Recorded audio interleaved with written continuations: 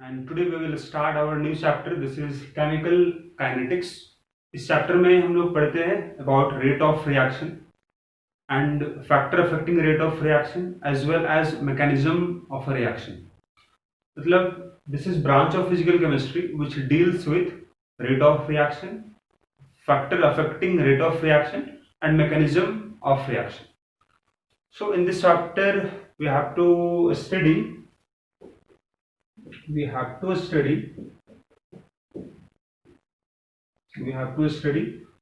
of reaction, factor affecting rate of reaction.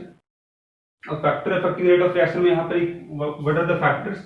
Factor यहाँ आ जाएगा concentration, temperature, catalyst. These are some factors जो हम यहाँ डिस्कस करते हैं. फिर बात करेंगे रेट ऑफ एक्सप्रेशन क्या होगा, what is order of reaction, what is molecularity of reaction, और कैसे निकाल पाओगे आप ऑर्डर ऑफ रिएक्शन को, methods of determination of order of reaction. साथ ही हम ये पता करते हैं यहाँ पे methods to monitor progress of reaction. Reaction जो हो रहा होगा उसको हम लोग यहाँ पर मॉनिटर करते हैं. और लास्ट में पता कर पाते हैं यहाँ पर मैकेनिज्म ऑफ रिएक्शन. रिएक्शन का मैकेनिज्म क्या होगा, रिएक्शन किस तरह से होगा, what is the path.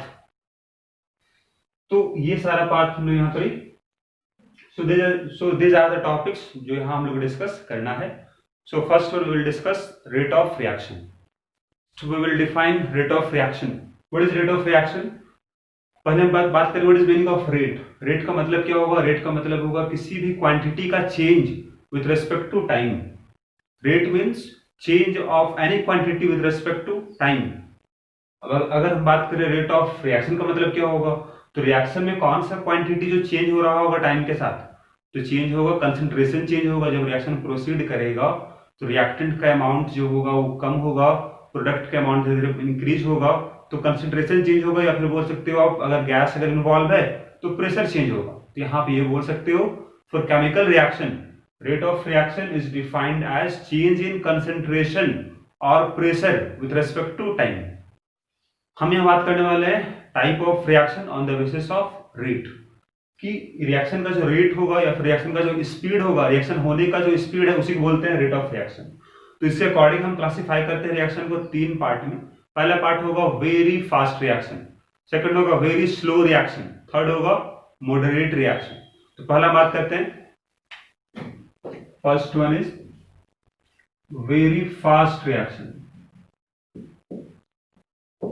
Those reaction which complete in fraction of seconds. वैसा रिएक्शन जो जैसे ही आप मिक्स किए और रिएक्शन हो गया. एग्जाम्पल क्या होगा, एग्जाम्पल हो जाएगा आयनिक रिएक्शन.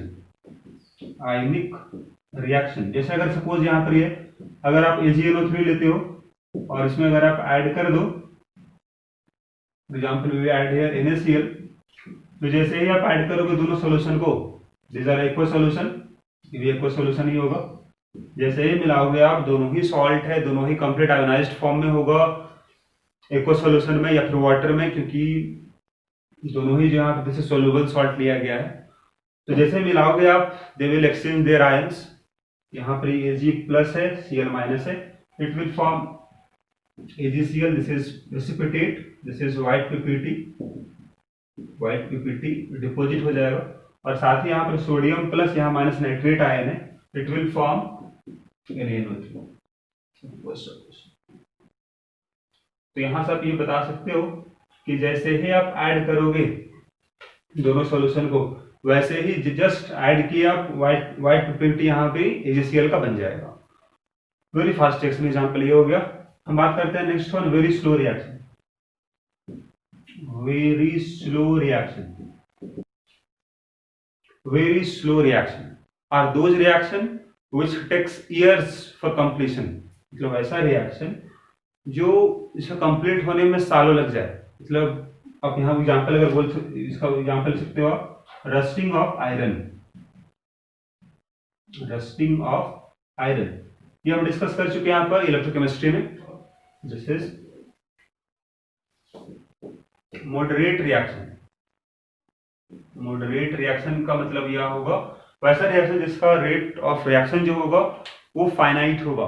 जैसे अब सिंपली अगर बात करें हम लोग प्रैक्टिकल यूज अगर हम बात करते हैं तो फाइनाइट का मतलब क्या होने वाला है, जैसे 5 मिनट्स, 2 मिनट्स, तो टाइम जो है रिएक्शन का जो टाइम होगा बोल सकते हो कंप्लीट होने में जो टाइम लगेगा वो फाइनाइट टाइम होगा।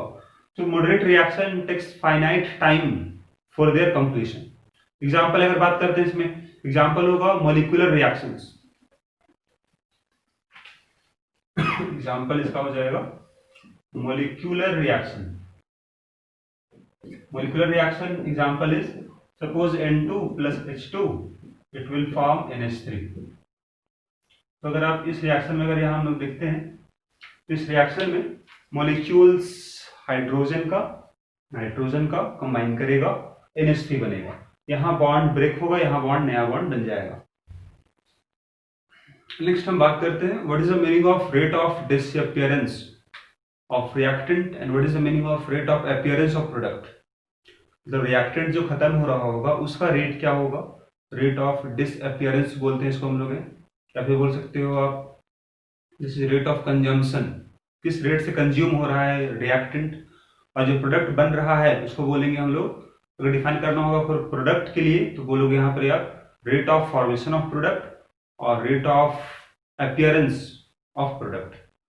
तो अगर यहाँ पर एक बार देख लो रिएक्शन का, सपोज रिएक्शन है A gives B, reactant product. अब अगर बात करें कि इनिशियली इसका अमाउंट दिस इज A0, इसका अमाउंट 0 था, टाइम 0 है मतलब इनिशियली इसका अमाउंट लिया गया A0, इसका अमाउंट था 0। उस समय के बाद t इक्वल टू t मतलब after time t, it can be 4 minute 5 minute, so after time t suppose इसका कुछ अमाउंट कम हो गया, तो कितना कम हो गया, A0 माइनस x सपोज कम हो गया, तो कितना बन जाएगा, x बन जाएगा। क्योंकि आपको बताया गया है कि रिएक्शन अगर आपके पास देखो यहाँ कोफिशिएंट 1:1 का, मतलब जितना ही अमाउंट कम हो उतना ही अमाउंट ही बन भी जाएगा। तो अगर x अमाउंट अगर इसका x मोल अगर इसका कम हो जाएगा तो x मोल इसका बन भी जाएगा। इनिशियली कितना मोल था, A0 मोल था, ठीक है। आप या फिर इसको ऐसे बोल सकते हो कि ये कंसेंट्रेशन है मोल पर लीटर, अगर सॉल्यूशन में है तो दिस इज कंसेंट्रेशन होगा, और ये हम लिखिए कंसेंट्रेशन टर्म्स हम बात करते हैं, क्योंकि आपको बताया था रेट हम डिफाइन करते हैं with respect to concentration change with respect to time. हम डिफाइन करते हैं रेट को इन टर्म्स ऑफ कंसेंट्रेशन और प्रेशर के टर्म्स में हम बात करते हैं रेट को। तो अगर आपको यहाँ लिखना होगा इस वाले पार्ट में रिएक्टेंट के लिए कि डिफाइन करते हैं rate of disappearance, rate of disappearance of A क्या होगा, तो इसको लिखोगे आप negative of delta, this is concentration of A हो गया, और डेल्टा टी। आगे हम वैल्यू पुट करते हैं इस वाले पार्ट में, डेल्टा ए, डेल्टा ए मतलब क्या होगा, कंसेंट्रेशन का change, this is final, this is initial. तो अगर आपको निकालना होगा चेंज क्या होगा, तो दोनों को आप माइनस कर दो। दिस इज फाइनल कंसेंट्रेशन का हम बात करते हैं A0 माइनस x जो है इसको हम बोल देते हैं this is equal to AT, AT मतलब टाइम t पर कंसेंट्रेशन A का, तो इसको हम लोग बोल देते हैं this is BT, concentration of B होगा टाइम t पर। तो दिस इज हो जाएगा negative AT minus A0 by t minus 0, change in concentration by change in time. तो अगर यहाँ वैल्यू पुट करके देखो आप तो ये आ जाएगा this is A0 minus x minus A0 by t, this is equal to आ जाएगा वैल्यू x बाई t। अगर हम बात करते हैं इस वाले पार्ट में कि what is the meaning of rate of appearance of B, तो इसको आप यहाँ पर देख लो, आप rate of appearance of B अगर डिफाइन करना होगा तो B का जो बनने का रेट होगा उसको आप किस तरह लिखते हो, ये लिखोगे आप positive delta B by delta T।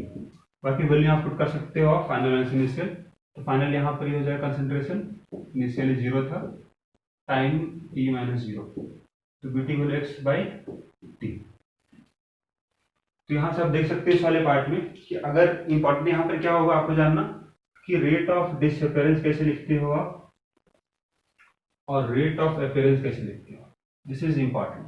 बाकी वैल्यू पुट करना तो प्रॉब्लम में अगर क्वेश्चन में दिया हुआ होगा वैल्यू क्या पहले था बाद में क्या हो गया तो वैल्यू पुट करके सॉल्व कर लेंगे। लेकिन यहाँ इंपॉर्टेंट ये है एक्सप्रेशन में अगर यहाँ ध्यान दो आप, तो जब लिखते हो rate of disappearance of reactant as reactant, तो यहाँ नेगेटिव साइन होते हैं। लेकिन अगर लिखते हो आप rate of appearance of product B, तो यहाँ पर पॉजिटिव साइन है। आप यहाँ ध्यान ये रखना है कि हमेशा रेट ऑफ रिएक्शन जो होता है हमेशा पॉजिटिव में ही आता है। आपका जो सॉल्व करोगे आप प्रॉब्लम कहीं भी, तो पॉजिटिव में ही आएगा। तो पॉजिटिव लाने के लिए यहाँ नेगेटिव से मल्टीप्लाई किया गया, क्योंकि डेल्टा ए का वैल्यू जो है वो नेगेटिव आने वाला है, क्योंकि यहाँ कंसेंट्रेशन डिक्रीज होगा रिएक्टेंट का। इसका फाइनल कंसेंट्रेशन जो यहाँ लिख रहे हो आप A0 - X, वो कम है A0 से, बाद में कम हो गया कि वैल्यू लेस है, लेस देन दिस वैल्यू, जब माइनस करते हो दिस माइनस दिस तो नेगेटिव आएगा, तो नेगेटिव नेगेटिव हो जाएगा पॉजिटिव। तो पॉजिटिव बनाने के लिए हम मल्टीप्लाई किया गया नेगेटिव से। या फिर ऐसा बोलो आप कि चूंकि कंसेंट्रेशन डिक्रीज होगा रिएक्टेंट का, दैट्स व्हाई मल्टीप्लाई आपको करना है नेगेटिव से, और प्रोडक्ट का अमाउंट तो बढ़ेगा, तो बढ़ेगा मतलब यहाँ साइन होगा पॉजिटिव। तो आपको यहाँ पर ये ध्यान रखना है कि रेट ऑफ डिसअपियरेंस क्या होता है, रेट ऑफ अपीयरेंस क्या होता है। एक बात और यहाँ ध्यान रखना आपको है, rate of disappearance of A को आप लिख सकते हो यहाँ पर, यार this is rate of consumption, this is consumption of A लिख सकते हो आप, या फिर सिंपली इसको बोलो आप दिस इज रेट ऑफ ए बोल सकते हो, ठीक है। और अगर हम बात करें इसी तरह इस वाले पार्ट को, इसको आप ये बोल सकते हो this is rate of formation, rate of formation of B, या बोल सकते हो आप रेट ऑफ बी। तो इस तरह से यहाँ दो टर्म था, रेट ऑफ फॉर्मेशन क्या होता है, और सॉरी रेट ऑफ फॉर्मेशन क्या होता है, और रेट ऑफ कंजम्पशन क्या होता है। तो जहाँ कंजम्पशन वाले में नेगेटिव साइन होगा, फॉर्मेशन वाले में पॉजिटिव साइन होगा, क्योंकि इसका अमाउंट बढ़ेगा, इसका अमाउंट कम होगा। रिएक्टेंट है तो साइन नेगेटिव इस्तेमाल करना है, प्रोडक्ट है साइन होगा पॉजिटिव। जैसे अगर आप यहाँ पर एक एग्जांपल यहाँ पर देख सकते हो, सपोज रिएक्शन है सी गिव्स डी, रिएक्टेंट हुआ प्रोडक्ट हुआ। अगर आपको लिखना होगा रेट ऑफ कंजम्पशन ऑफ सी, मतलब इसको आप शॉर्ट में कर सकते हो आर सी, मतलब rate of reaction of C, और we can say rate of consumption of C और rate of disappearance of C. T value आएगा negative of concentration of C by D T. आप यहाँ पर डेल्टा इस्तेमाल कर सकते हो या फिर स्मॉल डी, आप ये भी लिख सकते हो negative delta concentration C delta T. अब दोनों में इस्तेमाल हम लोग कब करते हैं, तो डेल्टा मतलब हो गया चेंज जो यहाँ पर होगा वो लार्ज अगर चेंज है तो डेल्टा इस्तेमाल होगा, और डी मतलब स्मॉल चेंज के लिए इस्तेमाल होगा। और वही अगर बात करें आर डी हम बात करते हैं, this is rate of formation of D, rate of formation of D बोल सकते हो आप यहाँ पर, rate of appearance of D.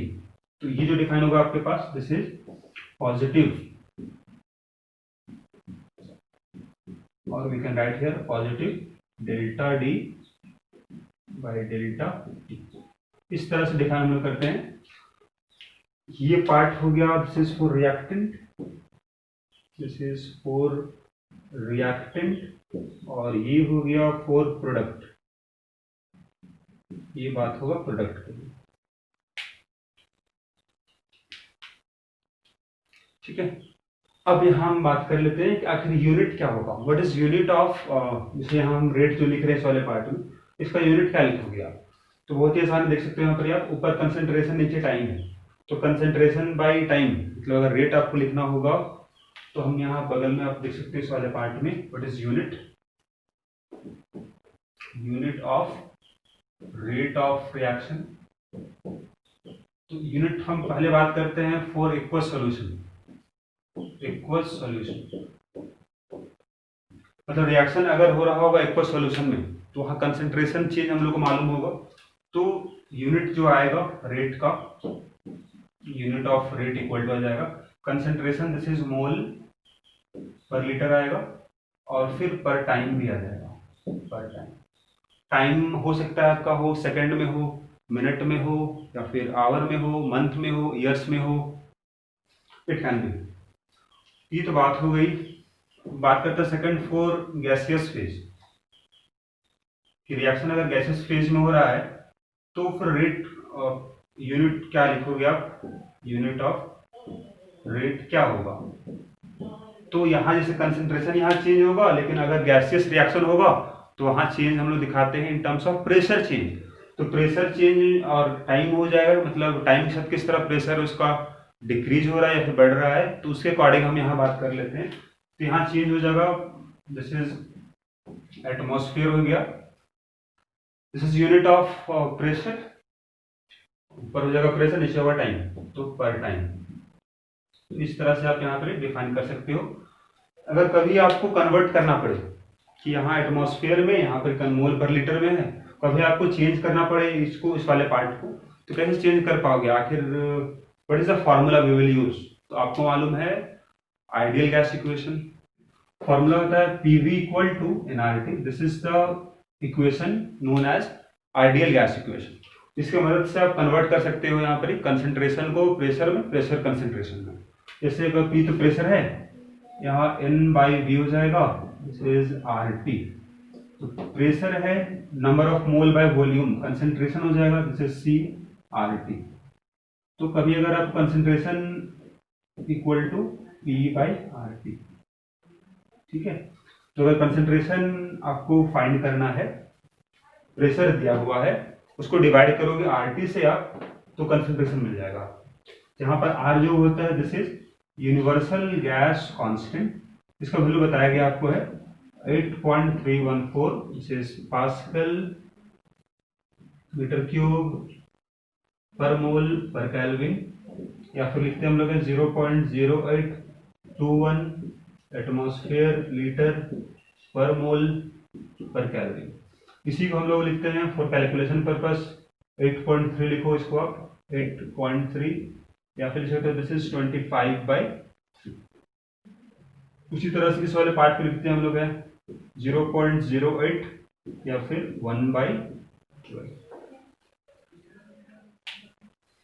तो इस तरह से हम लोग, बाकी टी जो टेम्परेचर आपका है और हमेशा कैल्विन में ही यहाँ इस्तेमाल होगा आपका टेम्परेचर, तो आप इसे कन्वर्ट कर सकते हो यहाँ पर ही ये दोनों यूनिट को। तो दिस इज आवर फॉर्मूला। अगर रिएक्शन एक्वस फेज में होगा तो ऊपर कंसंट्रेशन होगा, चेंज इन कंसंट्रेशन होगा, नीचे तो टाइम टेकन हो जाएगा। अगर रिएक्शन गैसेस फेज में हो रहा होगा, मतलब सारा गैस इन्वॉल्व अगर है, तो वहाँ हम लिख सकते हैं, आप डिफाइन कर सकते हो रेट को आप इस तरह से, change in pressure by time take. Next we will find relation between rate of appearance and rate of disappearance of different reactant and product. तो रिएक्शन में जितना भी रिएक्टेंट प्रोडक्ट होगा उस सभी का डिफाइन होगा rate of appearance and rate of disappearance. तो उसमें रिलेशन क्या होगा वो हम देखने वाले हैं इस वाले पार्ट में। तो relationship between rate of different species, मतलब यहाँ रिएक्टेंट होगा प्रोडक्ट होगा, तो रिएक्टेंट के लिए जो रेट होगा उसको डिफाइन करेंगे हम रेट ऑफ डिसअपीयरेंस से, और and in case of product define होगा रेट ऑफ फॉर्मेशन या रेट ऑफ अपीयरेंस। तो उसमें क्या रिलेशन जरा उसको हम देखते हैं एग्जाम्पल की मदद से। एग्जाम्पल है 2a gives 3b।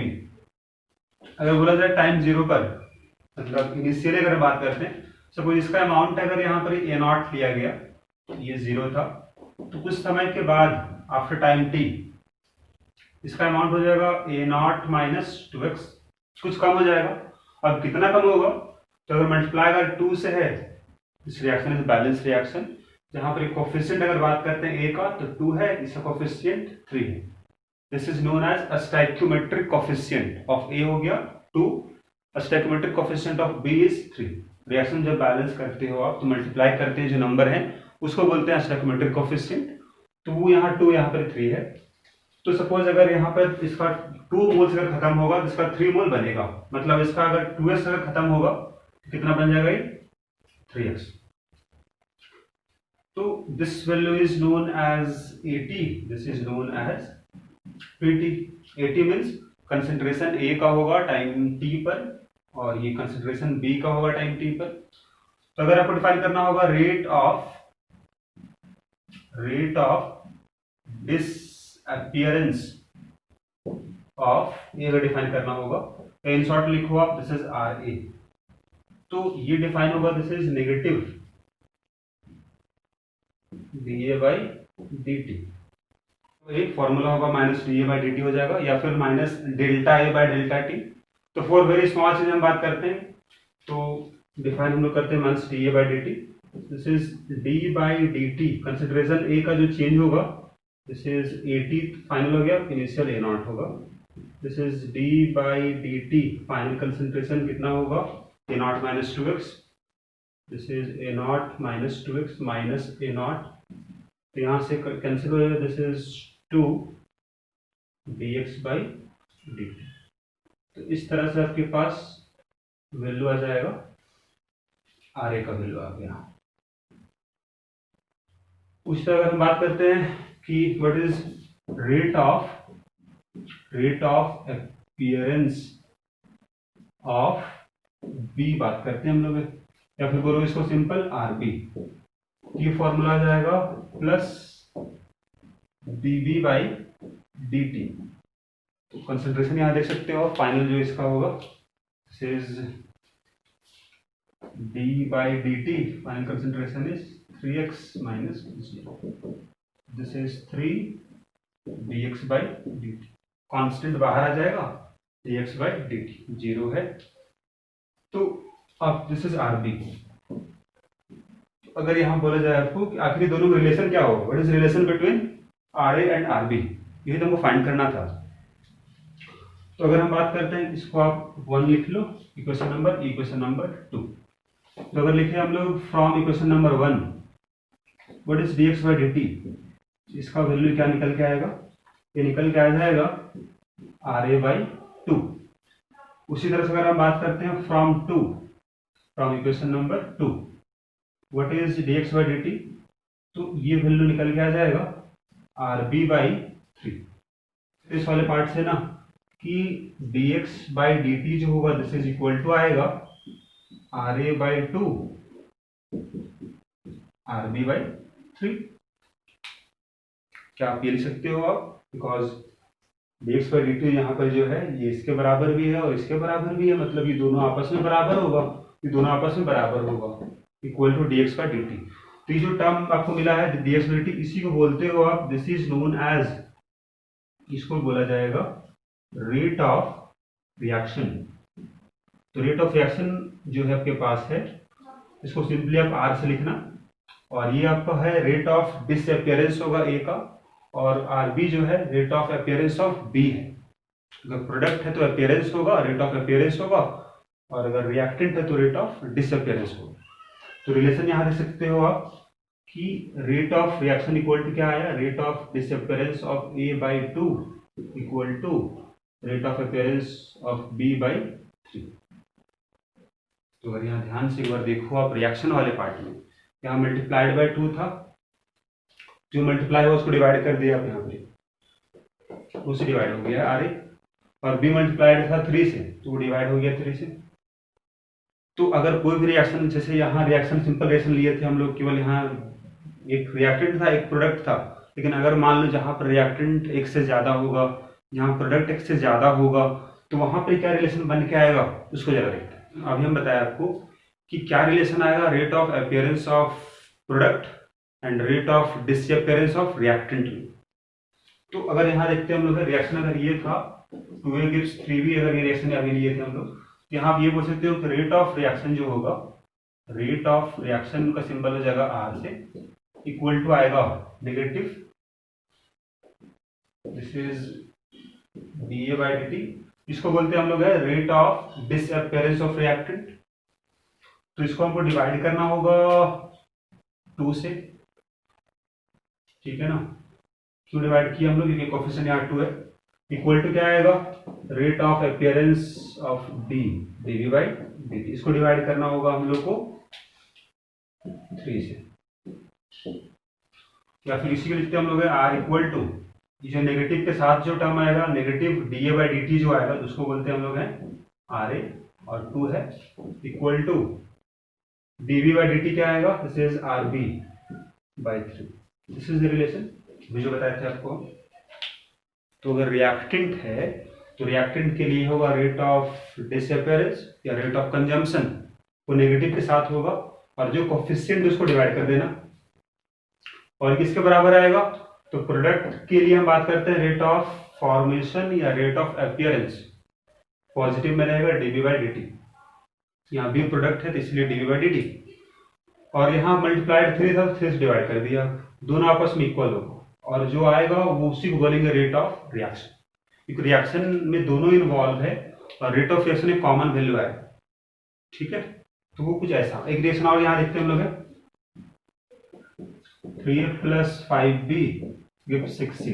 सपोज अगर ये रिएक्शन दिया हुआ है तो यहाँ अब दो रिएक्टेंट है, प्रोडक्ट है C, तो अब अगर आपको लिखना होगा rate of reaction R equal to क्या आएगा, तो आ जाएगा RA/3 equal to RB/5 equal to RC/6। यहाँ पर ध्यान से देखो आप, ये जो रिएक्टेंट है मतलब ये जो लिखोगे आप, दिस इज इक्वल टू क्या आएगा, नेगेटिव ऑफ dA/dt होगा, this is rate of disappearance, इसको डिवाइड करना होगा कितने से, तो 3 से डिवाइड कर दो, इक्वल टू क्या आएगा, RB मतलब क्या हो गया, इससे नेगेटिव dB/dt हो जाएगा, और इसको डिवाइड कर दो आप 5 से, इक्वल टू प्रोडक्ट है तो यह आ जाएगा dC/dt होगा, और डिवाइड कर दो 6 से।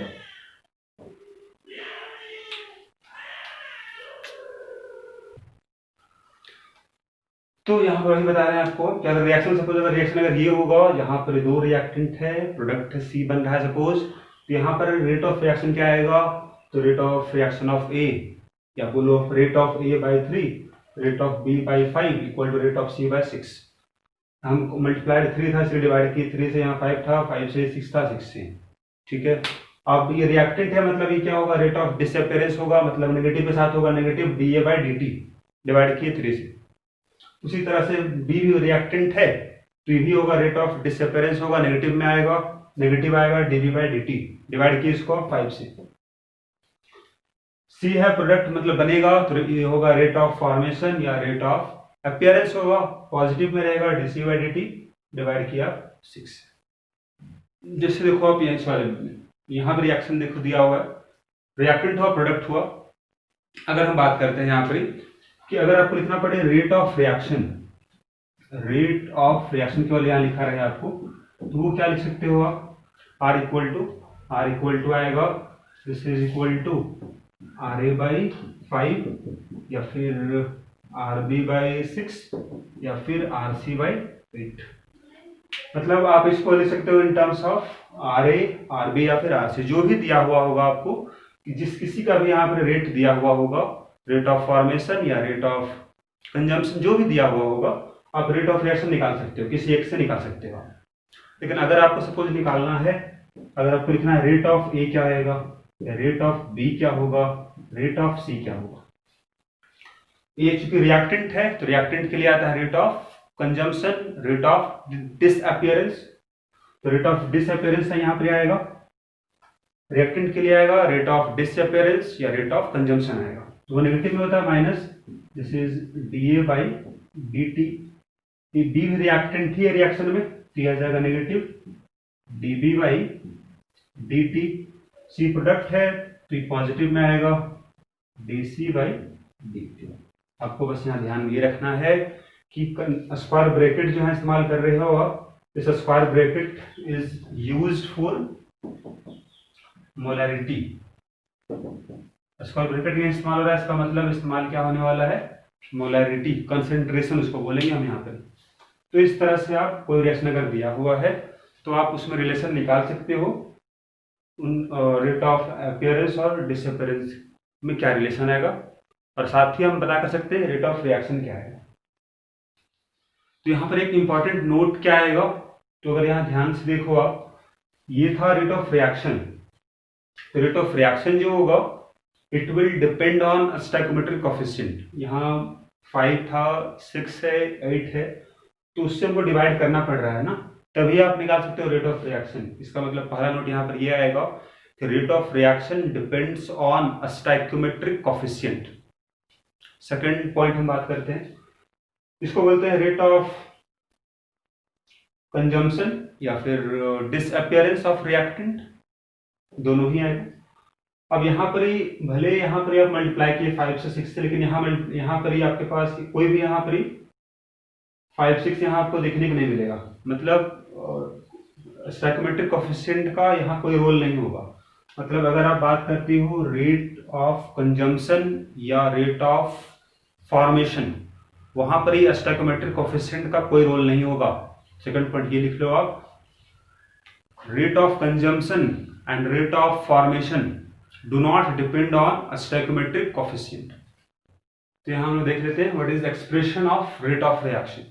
तो अगर यहाँ लिखते हो आप rate of reaction R equal to क्या आएगा, तो रिएक्टेंट है प्रोडक्ट है, तो आप लिखोगे रिएक्टेंट का मतलब नेगेटिव आएगा, this is D concentration of H2O2 by dt, divide करना होगा आपको 2 से, तो यहाँ पे 1/2 इक्वल टू आएगा प्रोडक्ट है, this is D H2O by dt 1/2 equal to आएगा d/dt ऑफ O2। तो इस तरह से आप लिखोगे, रिएक्टेंट वाले में केवल नेगेटिव होगा, प्रोडक्ट वाले में सब पॉजिटिव में आएगा, और डिवाइड करना है आपको स्टोइकोमेट्रिक कोफिशिएंट से।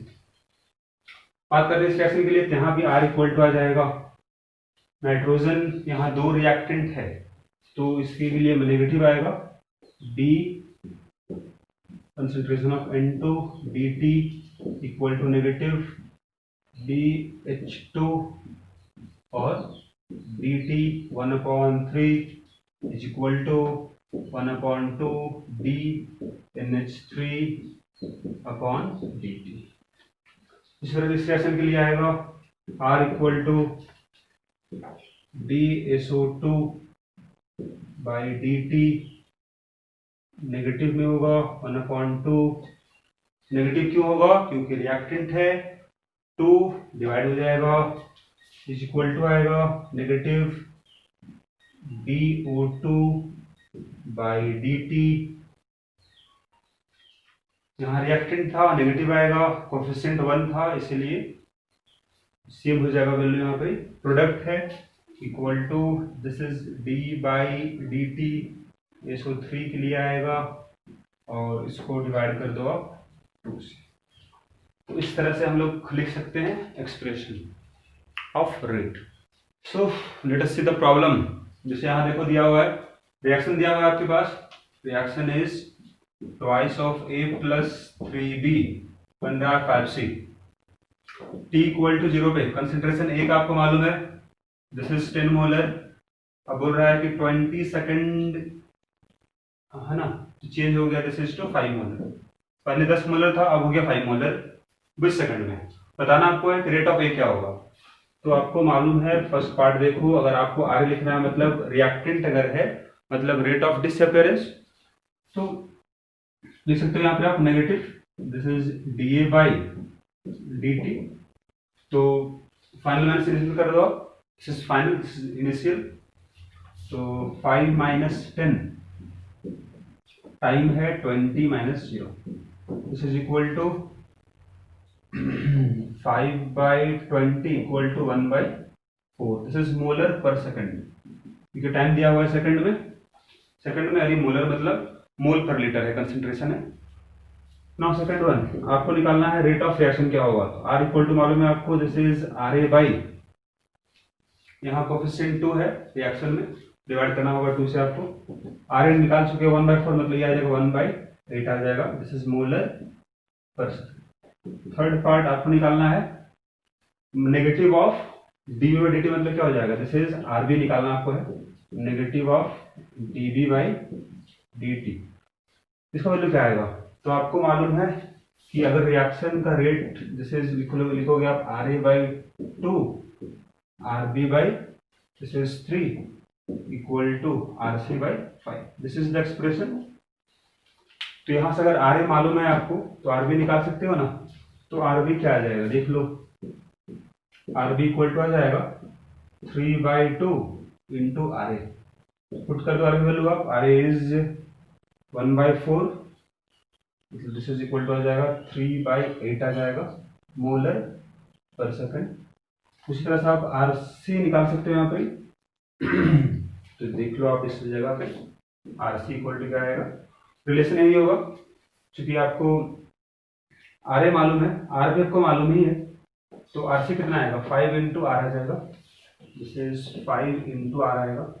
तो 5 आर का वैल्यू कितना है 1/8 है, this is 5/8 molar per second. This is the calculation. Let us solve this problem. अब यहाँ पर बात हो रहा है इन टर्म्स ऑफ प्रेशर, तो रेट हम बोले हैं आपको, हम रेट को डिफाइन कर सकते हो आप change in pressure by time taken. यहाँ प्रेशर देखो आप चेंज हो रहा है 2 एटमॉस्फेयर टू 1.5 एटमॉस्फेयर। तो रिएक्शन यहाँ पर देखो दिया हुआ है, this is twice of A gives 3b, gases phase में है। इनिशियली इसका प्रेशर जो था दिस इज ट्वाइस या फिर 2 एटमॉस्फेयर, आफ्टर टाइम 10 सेकंड इसका प्रेशर हो गया 1.5 एटमॉस्फेयर। ठीक है ना, आपको निकालना है कि प्रेशर बी का क्या हो जाएगा, प्रेशर ऑफ बी क्या हो जाएगा, और रेट ऑफ एक्शन निकालना है। तो आप देखो यहाँ सबसे पहले अगर बात करते हैं आर ए का, रेट ऑफ रिएक्शन ऑफ ए किया है, यहाँ चूंकि प्रेशर चेंज दिया हुआ है तो आप निकालोगे in terms of pressure change ही। तो रिएक्टेंट है तो नेगेटिव हो जाएगा, दिस इज प्रेशर ए का चेंज dt, तो नेगेटिव प्रेशर चेंज यहाँ देख लो आप, ये फाइनल ये इनिशियल हुआ, दिस माइनस दिस चेंज हो जाएगा। तो 1.5 माइनस 2 टाइम टेकन है 10 minus 0, this is equal to 0.5/10, this is 1/20। और प्रेशर दिया हुआ एटमॉस्फेयर में, इसीलिए हो जाएगा एटमॉस्फेयर पर सेकंड हो जाएगा।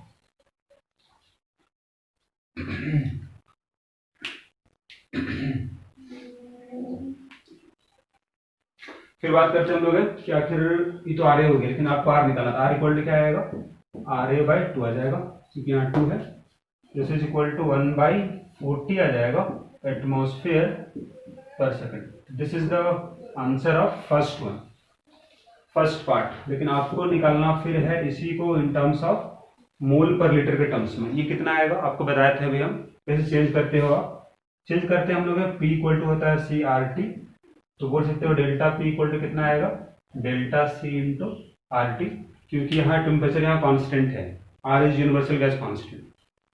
तो डेल्टा C किसके बराबर आएगा, डेल्टा C मतलब डेल्टा P/RT। इसका मतलब ये होगा कि आप ये तो निकाल चुके हो ना, this is change in pressure है, मतलब पर सेकंड इतना प्रेशर चेंज होने वाला है। तो अब डेल्टा P तो निकाल चुके हो आप, अगर उसको डिवाइड कर दो आप RT से तो डेल्टा C आ जाएगा, मतलब चेंज इन कंसेंट्रेशन आ जाएगा। तो अगर आपको निकालना होगा सेकंड पार्ट के लिए तो आंसर आ जाएगा इसका, दिस इज 1/40 तो निकाल चुके हो आप, इंटू 1/RT करना होगा। This is what is the value of R बता चुके आपको है, R इज 1/12 होता है, दिस इज 1/12। T का वैल्यू क्या होगा, T का वैल्यू हो जाएगा आपका केल्विन में, इसको चेंज करो केल्विन में आप, दिस इज 27 डिग्री सेल्सियस, तो ये आपका केल्विन में कितना आएगा 300 केल्विन आएगा। यहाँ लिखो आप 300। इसको अगर सॉल्व करते हम लोग हैं तो ये आ जाएगा, this is 10⁻⁻3, this is mole पर लीटर पर सेकंड आ जाएगा। ठीक है, सेकंड पार्ट हो गया अपना, आपका थर्ड पार्ट है। थर्ड पार्ट कैसे सॉल्व करते हो आप देखो, तो इसका एक तरीका ये भी यहाँ पर है कि आप या तो RB निकाल लो, RB कितना आएगा, RB का वैल्यू कितना आएगा, वही रिलेशन है, R इक्वल टू आ जाएगा RA/2 इक्वल टू RB/3। यहाँ से RB का वैल्यू कितना आने वाला है, तो RB यहाँ से आने वाला है, दिस इज 3/2 इंटू RA, इस 3/2 इंटू RA का वैल्यू मालूम है आपको 1/20, दिस इज 1/20 मतलब 3/40 आ गया। ये वैल्यू यूनिट क्या होगा, यूनिट इसका है एटमॉस्फेयर पर सेकंड, दिस इज एटमॉस्फेयर पर सेकंड में आएगा। ठीक है ना, मतलब B का जो प्रेशर होगा वो पर सेकंड चेंज जो आएगा 3/40 आपका प्रेशर आपका बढ़ रहा होगा। तो आप यहाँ देख सकते हो कि आप प्रेशर कब निकालने वाले हो, प्रेशर निकालने वाले हो आफ्टर 10 सेकंड। तो अगर पर सेकंड अगर 1 सेकंड में अगर इतना प्रेशर बढ़ने वाला है, क्योंकि प्रोडक्ट का प्रेशर बढ़ेगा क्योंकि प्रोडक्ट बनेगा, तो आफ्टर अगर हम बात करते हैं दिस इज आफ्टर 10 सेकेंड क्या वैल्यू आएगा, तो बोल सकते हो प्रेशर ऑफ बी जो होगा दिस इज इक्वल टू 3/40, तो आ गया आपका, चेंज हो रहा है आपको 1 सेकेंड में, 10 सेकेंड में मल्टीप्लाई कर दो 10 से आप, दिस इज 3/4 आएगा, this is 0.75 atmosphere, this is our answer.